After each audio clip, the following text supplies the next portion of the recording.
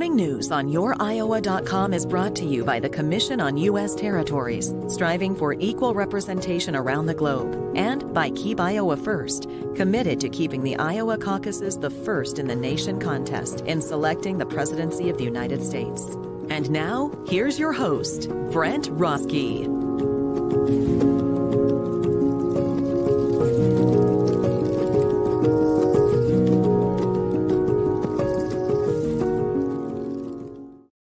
Good morning, everyone. Happy Wednesday morning to you here. And of course, hello to our viewers from all across the world. You know, the really exciting thing for me is because I spent the last couple of years not only working in politics, but also working in local television.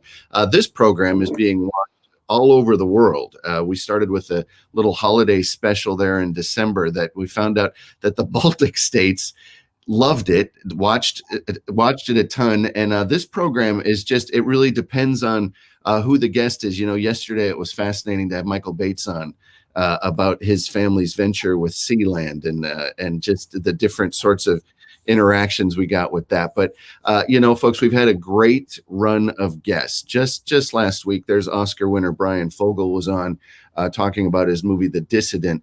But we've just had a great run. And I wanted to let you know, Friday, we have the director, Sam Pollard, is going to be on. He directed the new documentary, MLK FBI, which is an in-depth look in Hoover's investigation of Martin Luther King. And then Monday, on Martin Luther King Day, we've got Dr. Franz Whitfield, who is a minister at the Mount Carmel Baptist Church here in Waterloo. And he's actually been to Martin Luther King's, the church that he used to preach at down there in Atlanta. And he's going to be on, and we're going to talk for a good half hour or an hour about Martin Luther King, his legacy, what it means today, why it's more important than ever. So definitely want to tune in for that on Monday. But today, you know, one of the great joys of doing this program is being able to reach out to people that I haven't seen in a while. And today's first guest is Mr. Ian Kelly, and there he is all the way from Suffolk. Thanks for being on the program today, Ian. Oh, it's a great pleasure. Absolutely. Good morning. Good morning. How are you? So the last time I saw Ian, we were up in the Hollywood Hills. You had your family. You'd rented this beautiful house. And what's interesting about Ian, folks, is not only is he an incredibly gifted actor, he's also a writer. He's also a producer. You also write novels. You know, I don't know if there's anybody more prolific than you are in creating such a high-end work. But you know, to start off the conversation, you must just you've got a 360 approach on your art. It seems like. How do you narrow it down as to what you're going to venture forth with, or do you just simply have 500 plates spinning at all times?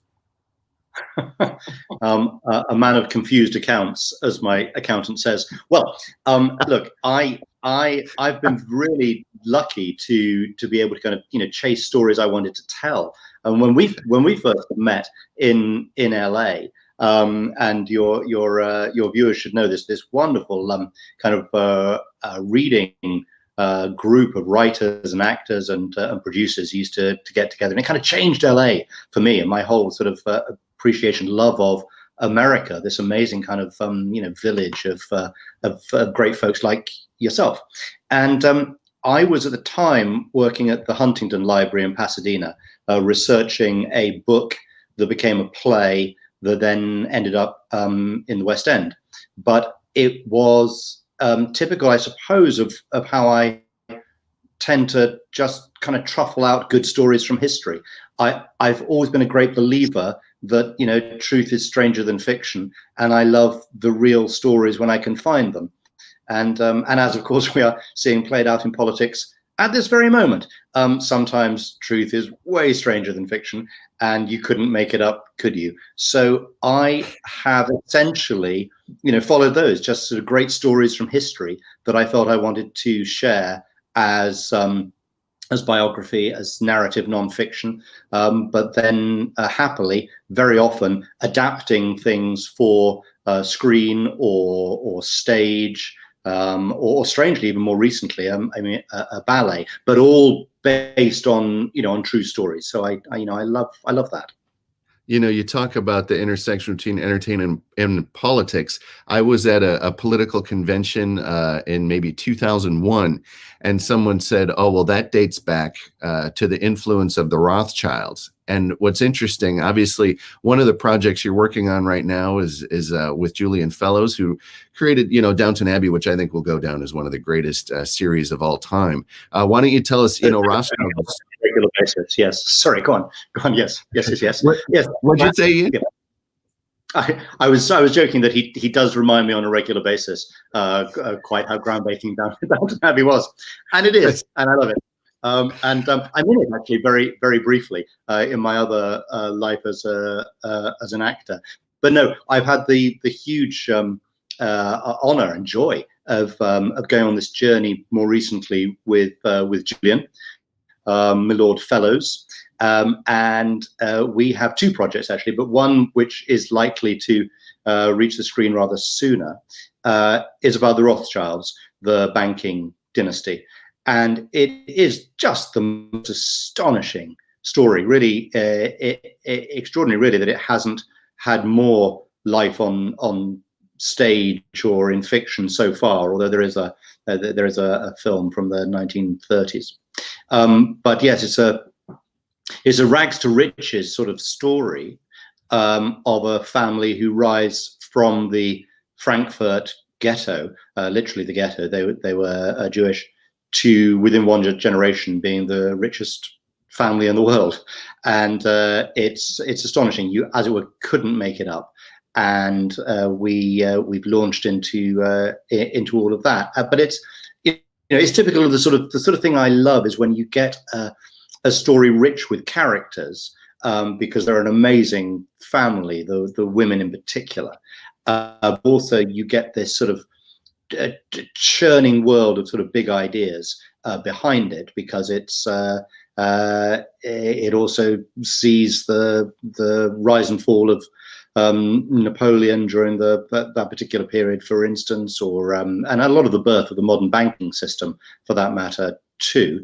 And of course, necessarily, it's quite a lot about anti-Semitism and about stories of immigrants and acceptance and assimilation or not, and that is very rich material dramatically, and wonderful to be working with Julian. So I'm curious about that. Well, everything you just mentioned is fascinating. Obviously, the influence of the Rothschilds is I mean, it's global, it's immense. Which I can't wait to see the product and the production you're working on. I'm curious, though, in the last 6 years, streaming giants have definitely taken over the entertainment landscape, certainly now with the lockdown worldwide. I'm wondering, so you go out with this project with someone like yourself and Mr. Fellowes. Have you found it, are there less opportunity, more opportunity? Are there more buyers, more people shopping, or is it similar to the landscape you had, for instance, when you were out there with Beau Brummel, or what is the landscape right now for an amazing project like that? No, it's a really good question, Brent, because actually it's an incredibly exciting period in television, and maybe we'll look back on this as some sort of golden age. And I don't know, we look for the silver linings in the mess that the world is at the moment. But one silver lining potentially is, of course, people have returned to long form television, so that there's now dramas of extraordinary depth and complexity, and also sometimes historical specificity being told. And as you know, I mean, the big successes just very recently for Netflix would include Queen's Gambit, about the chess prodigy, which has been an extraordinary hit for them, but essentially is a rather bizarre historical drama, you could argue, or in a very different mean and manner. Bridgerton, of course, has been a huge hit as well, doing something very different with history, with sort of historical fantasy. Now, meanwhile, there's also definitively a real appetite for yes, I mean, happily, the sort of thing I've always done. So I feel like, I don't know, suddenly I've been nerding around in the 18th century my entire adult life, and finally somebody cares. So so we shall see. So I've got a project I love that I've been trying to put together for years, about, well, essentially about Napoleon's chef, Carême, who cooked for Talleyrand and was the first celebrity chef, really, but he was also a spy. And it's a wonderful story about food and politics, really, which are some of my passions, as you would remember. And suddenly, with a lot of people years back, because it was a book of mine first of all, and then indeed a play in New York, and people would say, well, it'd be lovely if one could do this as a film or television, but of course, gosh, it's expensive and complicated, and it's a huge story, and this is too much for a film. But now it looks like it may have found its moment. So no, it's very exciting what's going on in television. Something like Beau Brummel, the film of my book about the dandy and sort of birth of tailoring, that was a very unexpected, sudden offer from BBC Films to adapt the book, but it would have been a much harder sell, I think, in the actual marketplace. It was just one of those serendipitous, fabulous accidents that they suddenly wanted something a bit like that. The commissioning editor had loved my book, and suddenly that extraordinary cast was available. So it's Hugh Bonneville and James Purefoy and Matthew Rhys, and we had an absolute ball filming in Bath, in the West Country of England. A kind of gang of folks together putting a little 18th century story together. But in those days, that was very unusual to be able to do, and actually it was a very tiny budget, but a happy experience. Whereas now, yes, there is not so much in film, but certainly in television, very exciting times for period drama. Beau Brummel, I just watched it again to be prepared for this interview, and it's such a joy to watch. You can, it went from a book to play to screen. Is that how it went? But there's so many lovely scenes in there. Hugh Bonneville is fantastic. James Purefoy is fantastic. And then Matthew Rhys, American viewers here and other viewers around the world, he plays the husband on The Americans. He's now married to Kerry Russell, but it just seemed like you had every British actor in that project, including yourself. It must have just been a joy to see that come to life. And it's interesting, you mentioned a smaller budget. It's a beautiful costume drama, but there are definitely modern film techniques. All of a sudden you'll see a nice little handheld camera piece and all that sort of thing. And just, talk about that. You write a book and all of a sudden you're working with the BBC on an amazing production. That's got to be really satisfying.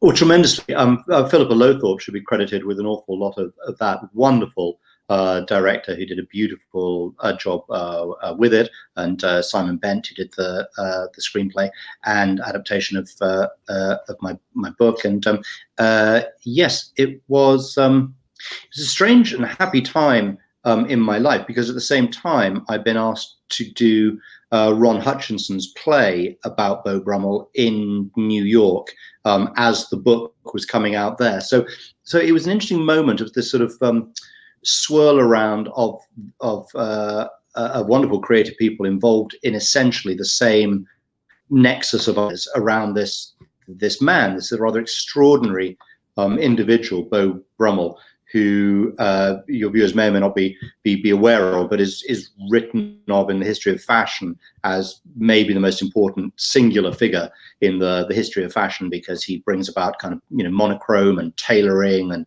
a kind of a less is more that leads to the suit and the modern way of dressing, broadly speaking.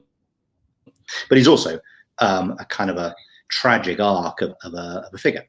Now, as I say, sometimes people can tell their stories. Sometimes, of course, we look, I think, for those, person-shaped keyholes on really interesting ideas or periods. And Beau Brummel was that, which is a credit to him more than me. But it was a happy thing to be. I mean, nobody had written about him in English in a long time. So I was lucky in that regard, as I was with the book, in effect, about Carême the chef, because nobody much had written about him before in English. And again, I think sometimes I find I'm not so much interested in Napoleon as Napoleon's chef. Not that Napoleon isn't fascinating, but sometimes you actually get a different, a perspective on the world if you look at the stories, along the way, and it's that's often drawn me in. and still does with something definitively like the Rothschilds. Although, you know, the idea, the family, the banks bestride the world in an obvious way. The characters are a bit lost and forgotten now, and they're wonderful. So that's a joy to try to, you know, breathe life back into. Well, and I do see some similarity between Beau Brummel and the Rothschild story. You know, the Rothschilds, again, in one generation, they went from no money to all of it, basically. And Beau Brummel, you know, through charm and good taste, really, and it's shown in the film too, did not have a lot of money, and became close with what I guess it was the Prince of Wales, and just. And just worked those connections, and all of a sudden found himself in a I think someone said I'd rather be you the most of any person in England, and then certainly there's a bit of a downfall there. So does that appeal to you? You know, you talk about accessing to a larger story. Beau Brummel, it's certainly an interesting way to, you know, get into that transition between, you know, when you see the film, folks, if you haven't seen it, I encourage you to watch it. It's available on the internet. But, you know, when it starts, everyone's in the big wigs and the big face paint, etc. And that's how the gentleman would go out at night. And all of a sudden he says, no, we're not doing that anymore. And it really is, in a real way, not only a fashion revolution, but it's a different way to, you know, express yourself out in the world. And certainly when it's a politician doing that, that has ripples throughout politics and throughout society. So does that appeal to you, or you've got someone who is, quote unquote, the common man, Beau Brummel, gets to dance with the likes of royalty? Literally, there's an amazing scene in the film where he's invited to dinner, and they keep showing the empty plate, and he's trying to be a good host at his apartment, and everyone's like, oh sure, you've got a surprise guest, and he's not coming. Finally he arrives. It's just a fascinating moment, and then all of a sudden his stock goes up. Does that appeal to you, seeing someone to get a chance to dance with greatness? Oh yeah, I mean, you know, it's partly, again, a kind of rags to riches story, you could argue. He's the first commoner to rise to be, you know, best friend of the heir to the throne, and he's best man, in effect, at the royal wedding, that sort of thing. And actually, sidebar, he was born, it turns out, in the servants' attic of what is now number 10 Downing Street, where the Prime Minister now lives. But he went to some lengths to kind of hide that actually he was, you know, born in a servant's attic, and that his father was working for Lord North, our worst ever Prime Minister until recent competition, famed mainly for losing the American colonies, amongst other claims to fame. Anyway, but that's where Beau Brummel came from. And yes, he rises to be definitively the most famous man in England. And I suppose I'm quite interested in celebrity and in performance, because I think it's quite an interesting area of our culture at the moment, and arguably it has its origins in the 18th century, and in particular in 18th century London and Paris to an extent. And therefore that part of the story, yes, is some of what appealed to me. I thought I'd just be telling a sort of a fashion story. I am interested in fashion, but it's difficult to argue that it is majorly important, you could argue, politically or something. But actually with Beau Brummel, you do have an astonishing moment where you get somebody who, well, changes forever the way people dress, but also is a signifier of a kind of a new way of being, as the elevated common man, if you will, something like that. I mean, he was very inspired, actually, by the American Revolution and American revolutionary kind of dress down, that actually we wouldn't dress like aristocrats. There would be a kind of a standard uniform, if you will, a sort of a more neoclassical kind of simplicity, and that's appealing, but as an idea.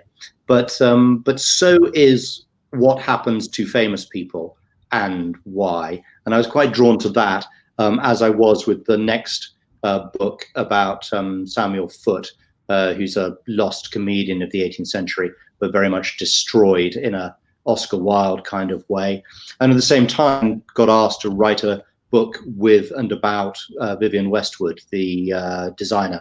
And that also is sort of a story of what it is to have an idea of yourself kind of projected.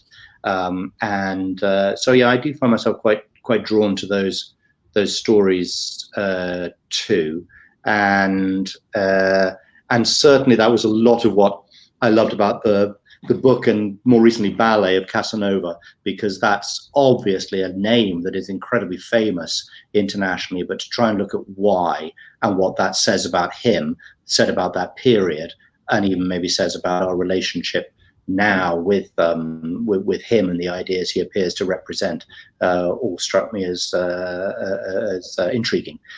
Although mainly, in fairness, I chased that book because I knew I'd get to write it in Paris and St. Petersburg and Venice and whatever. So he's happily scattered his archive in some lovely places in Europe. As you know, I love to travel. So. And lastly, I'm hoping we could touch on that. You have led the life of a true artist. I watch your exploits from afar, and I'm just marveled at not only the breadth of work you do, but the quality. It is inspiring. I'm just wondering, the challenge of doing that, of keeping up family life, keeping these projects going. What is that? Is that a joy? Is that a toll? Is that a challenge? I'm just curious. What has your artist life been like? Wow. That's a big one, Brent. I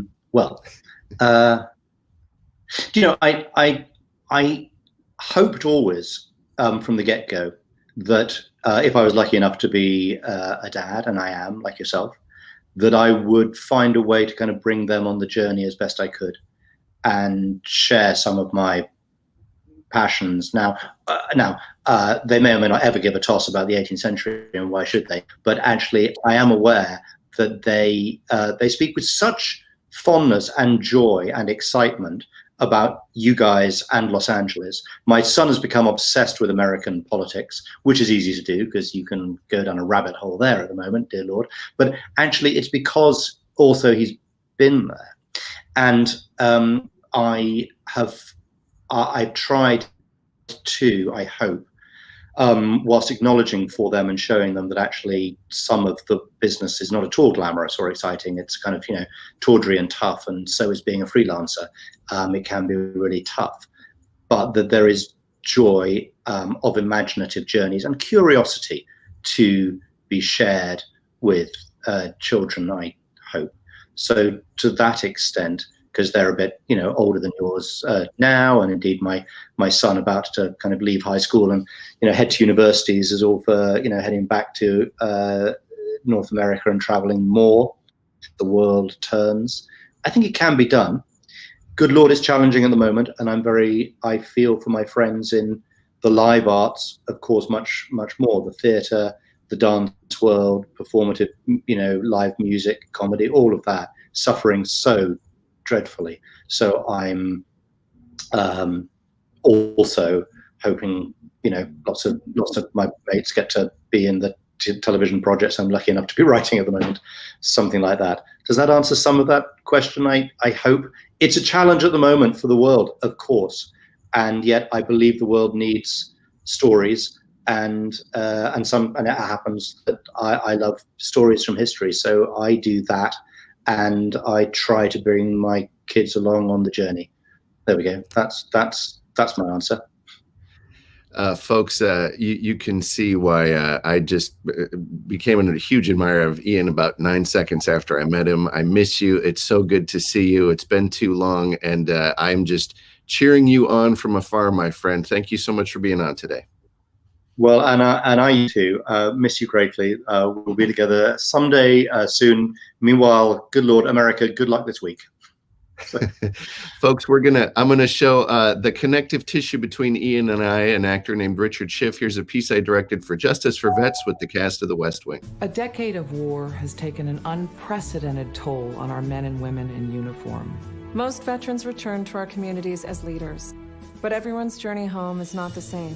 Hundreds of thousands of our veterans are suffering from the trauma of war. Without assistance, the downward spiral can be quick and destructive. It doesn't have to be this way. At Justice for Vets, we believe that every veteran should have the opportunity for treatment and restoration. Justice for Vets is the only national organization dedicated to the expansion of veterans' treatment courts. Veterans treatment courts hold our veterans accountable for their actions. By providing structure, treatment, and mentoring, These courts help our veterans and their families get their lives back on track. And Veterans Treatment Courts work. We ask much of our men and women in uniform, and they ask little in return. It is our collective duty to come to their aid when they struggle on the home front. This not only honors their sacrifice, but makes our communities stronger. A donation to Justice for Vets helps put a veterans treatment court within reach of every veteran in need. A donation to Justice for Vets keeps veterans in treatment where they belong. A donation to Justice for Vets shows your commitment to leaving no veteran behind. A donation to Justice for Vets will help save lives, restore families, and rebuild communities. Get involved and go to justiceforvets.org. Veterans fought for our freedom. Now it's our turn to fight for theirs. Thank you.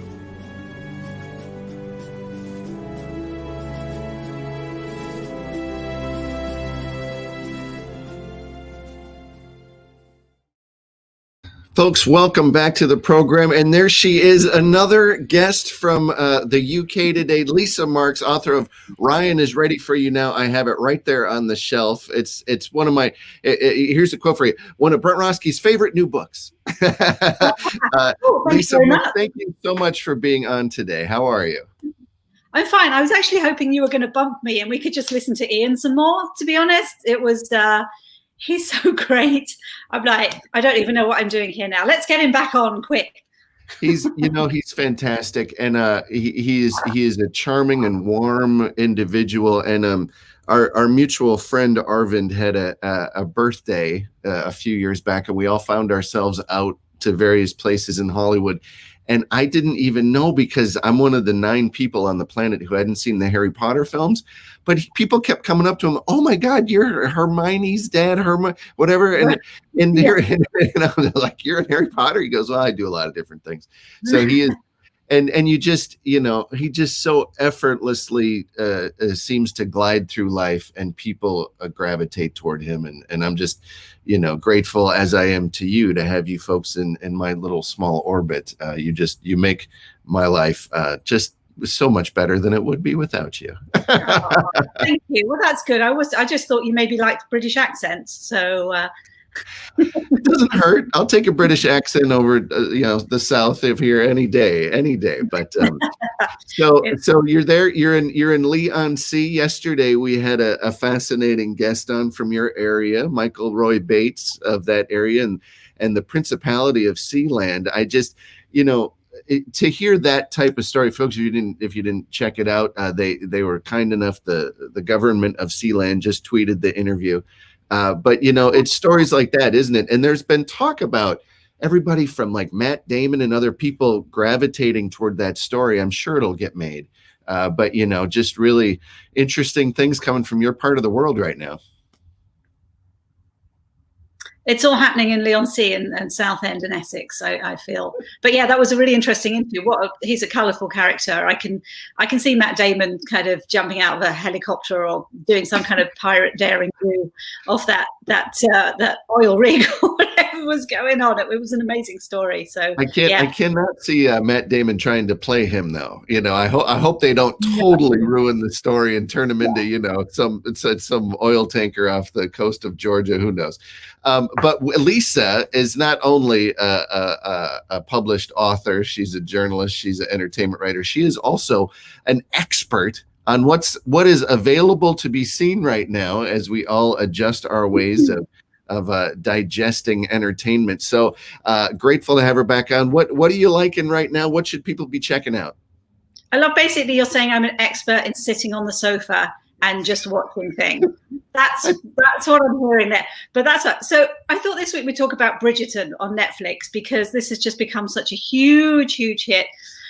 Something like 63 million watches in the first month, and one of their biggest hits. And interesting talking to Ian, because it's another period piece, which some people have likened to a sort of racier Downton Abbey, and it is. I actually called it Pride and Private Parts, because it's just a little bit hotter in those stakes than maybe Downton is. It's very colourful. It's set in the Regency era, and it's based on a series of books by a woman called Julia Quinn, who wrote 8 Bridgerton novels. So there's potentially another 7 series to go if it's your jam, and it's focused on the Bridgerton family. And essentially, you know, in all these good Regency novels, they're trying to sort of marry off all the daughters.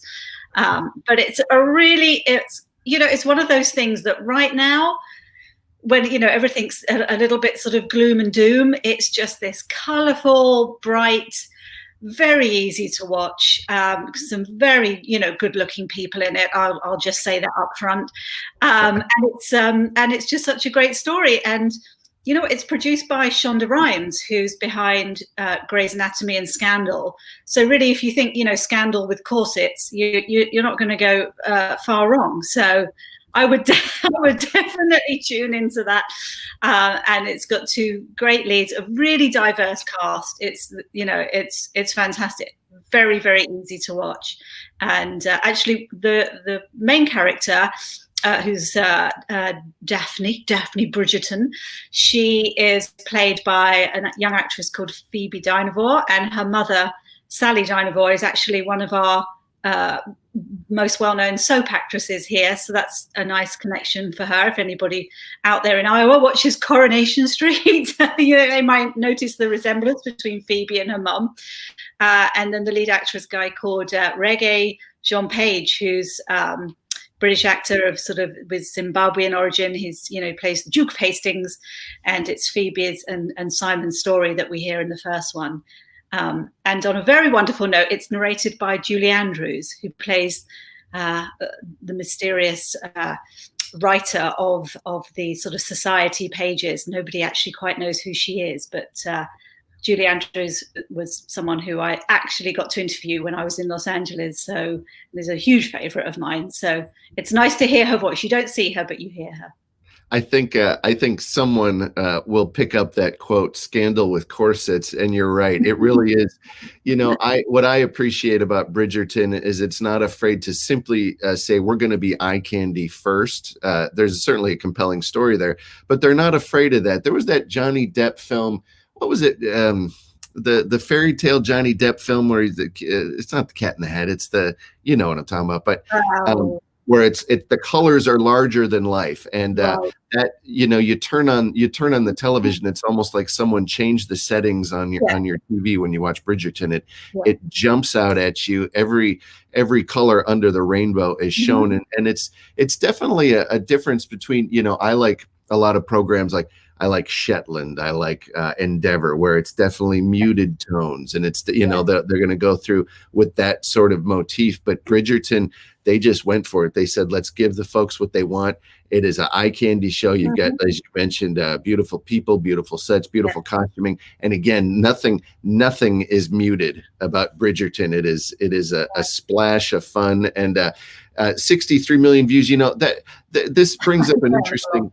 It is, and it brings up an interesting point. You know, you watch Netflix, and when Netflix started, obviously they didn't have the subscriber base that they did now, but they still use the same, you know, top 10 or number 2 in the United States. Yeah. Well, they're judging their own homework, aren't they? And isn't that interesting? You know, true. I could say, you know, Lisa Marks. It was the second most watched interview on, you know, what. So it's I've always kind of, I give that a little bit of a smirk and a nod. But now that they have the subscriber base, yes, over 60 million people have seen it, and I have heard that they are going to open it up now based on what they deem to be success, whatever that is for Netflix. They've decided enough people are tuning in that they are going to do the rest of the book. So they're talking about making 8 series now, which is just amazing. So Bridgerton, it sounds like that gets your thumbs up. Is that your streaming pick of the week? I think so. I mean, yeah, I'd be a fool to say no. And also, you know, for people who love that kind of thing, it looks beautiful. The costumes are amazing. The production design is amazing. The locations, you know, a lot of them, obviously, it's all mostly filmed here in the UK. And I would say definitely, if you want something, a little bit of escapism and beautiful cheekbones, then head to Bridgerton. You will not go far wrong. Yes. And what else, Lisa? We got time for one more. What else do you like? Very quickly, a friend of mine tweeted about a Halston documentary on Amazon Prime, which I hadn't heard about, called Halston, and it came out in 2019, directed by a guy called Frederick Cheng. It's just beautiful footage of the designer Halston, who was born in Des Moines, Iowa. That's where he came from, which actually, as I was watching it, I went, oh, I must mention this on the show next week. And interesting in the beautiful footage, obviously the gorgeous gowns, wonderful models, beautiful, beautiful, beautiful people. But he spent a lot of time just sort of ignoring his roots, and he didn't really ever want to talk about it. And there's a moment where an interviewer asked him, and he said, no, I'm not interested in the past. But as he got older and he got sick, he actually eventually died of HIV in 1990. He was only 58. He actually returned to Iowa, and there's some footage of him back with his family there. So it's a sort of a rise to fame. It's sort of out of nowhere, and this wonderful journey of this man's life who really, hit the highs, hit the lows, and really made his mark on the world. But beautifully, very well done. I've not seen that documentary. So the Art Design Center here in Des Moines is beautiful. It's a wonderful place. If anyone visits, it's free all the time. They've got Van Gogh and Renoir and Matisse. It's an amazing collection. Picasso on the wall. Walk in. It's free. They did a Halston show, a Halston and Warhol show. It was probably 4 years ago, and they showed a different piece at the beautiful theater they have there. But not only will I watch this new Halston documentary, I'll reach out to the filmmakers, because what a great bridge. And I find that a lot. When I moved to California, I had lived in Minneapolis and in Chicago before that, and that was always a real gateway for me in meeting people. They'd say, oh, you're from the Midwest, you have a hard work ethic. And then when you're out there, people are always hearkening back, but there certainly are a lot of people who just like that. They do deny that, they have maybe humbler beginnings once they get up into the stratosphere of bright light. So definitely we'll check that out. And Halston, by all, interesting things, a designer who was working for his daughter was a designer for Halston. And so anyway, small world, but those are great picks, Lisa. And will we be able to see you again next week with some more ideas?